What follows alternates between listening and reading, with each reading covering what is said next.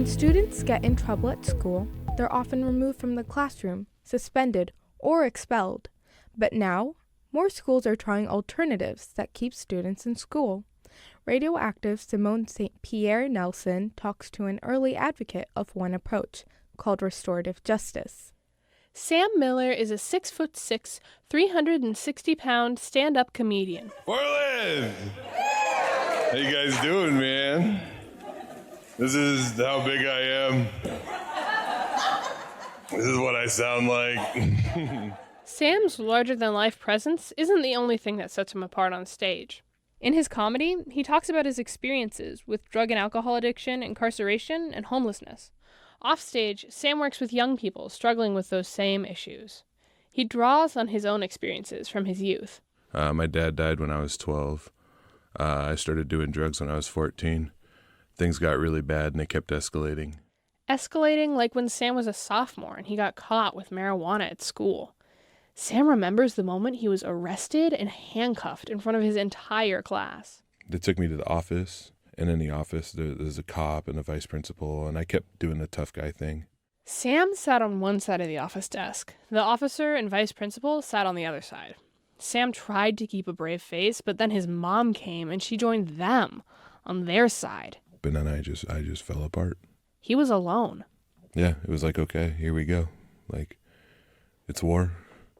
And then that kicked off, another 9 years of constant substance use and incarceration. Sam doesn't want that for other young people. So now, 11 years sober, he works at a mental health care organization and facilitates support groups for teenagers in recovery. The best I can do is to build community up amongst young people. That's like the best I can do. His work is informed by restorative justice, a set of practices that involve the whole community in managing conflict. The idea is that when students feel connected to their school, they want to be there, and the number of suspensions goes down. According to the ACLU, students who are suspended are 3 times more likely to drop out or come in contact with the juvenile justice system within the next year. And I was a Skippy McGee back in the day. That's Casey Giverson, a student in one of Sam's support groups at Henderson Bay High School. Henderson Bay is an alternative school in Gig Harbor that's beginning to implement some restorative justice practices. When Casey first came to Henderson, she got caught skipping class. At her old school, I would have gotten in-school suspension, probably. But at Henderson, the principal invited her in for a conversation. And he even told me, I can't really expect you to always be on your target game. And, that was the last skip day for me. Casey says the adults at Henderson treated her with respect and care. Teachers would check in with her if they thought she looked tired or upset. At one point, Casey wasn't living with her family. She says she remembers Sam giving her resources and helping her stay sober. Sam gave me his 8-year sober coin. He passed along and said that it would be some good vibrations for my sobriety. That's what restorative justice is all about. Creating a culture that says we're in this together. But there are a few bumps in the road. Fully implementing restorative justice requires a big commitment of time, money, and staffing. Every staff member needs to be trained, and as teachers often feel maxed out, it helps to have a full-time restorative coordinator. Even so, Sam says that restorative justice is the best way to support students. Restorative justice is evidence-based now. This isn't some pie in the sky, hippy-dippy dream that somebody had. This is real, and it's working. Changing a school's culture doesn't happen overnight. But even small steps, like creating support groups, purposefully building relationships, and holding meetings in circles, can make a difference. For RadioActive, I'm Simone St. Pierre Nelson.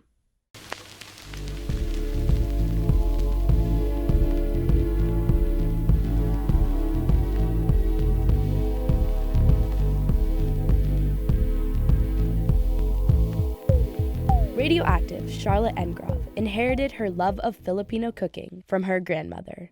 But Charlotte wonders if her connection to food is enough for her to call herself Filipino. So she set out to use cooking as a way to dig deeper into her family's story and her own cultural identity.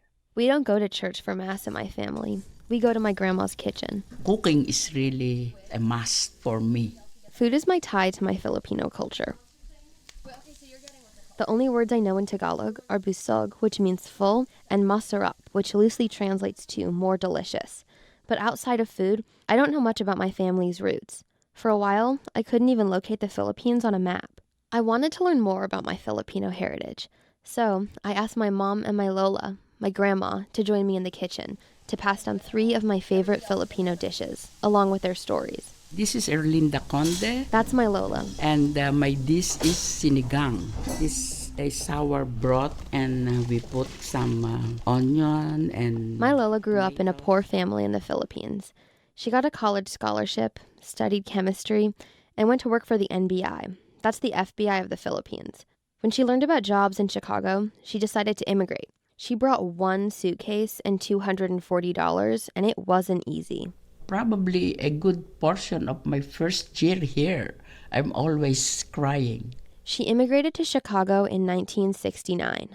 By 1980, the Filipino population in Chicago had quadrupled, and that diversity came with a price. One time, on a bus, 2 boys came up to her and stretched out their eyes. Then they were saying, chinky, chinky. They do that to me. Like sinigang, being in the United States was a sour experience at first for my lola, but she has no regrets. Because it is here that we could have a good family. She found purpose in her work and with her husband and 3 daughters. One of those daughters is my mom. My name is Teresa Engrove. Her dish is adobo. The perfect combination of a little bit salty, a little It's bit meat marinated in a sour, mix of soy really sauce, garlicky. garlic, and vinegar, traditionally eaten with rice.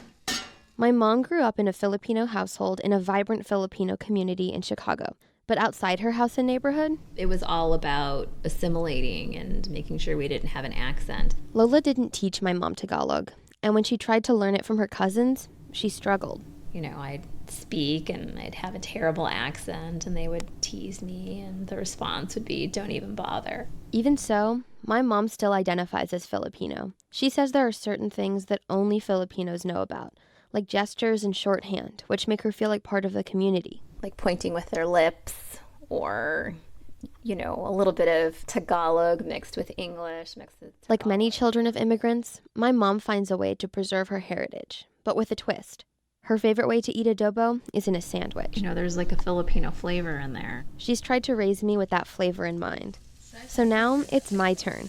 My favorite dish is Sinangag. sinangag, Yeah. garlic fried rice. I've grown up in a very Americanized home here in Seattle. My mom put me in Tagalog school when I was younger, but it just didn't work out. You didn't love it. There wasn't a lot of reinforcement at home. It was just really easy to say, this is too much trouble. It makes me sad. I wish that the younger me would have appreciated what I was missing. I'm grateful for the fact that I've been able to learn more about my family and my culture, but I've only scratched the surface. I've started a Tagalog course online, and I want to learn more Filipino dishes. I'm also working on perfecting my recipe for garlic rice. The secret? Dry rice works best. You need the old and the new. So I combine old rice, like my family's history and my Filipino roots, with new, fresh garlic, like my Seattle upbringing. I have a lot more to explore to find my identity, but I think I'll be okay. I have all the ingredients I need to get started. For RadioActive, this has been Charlotte Eng.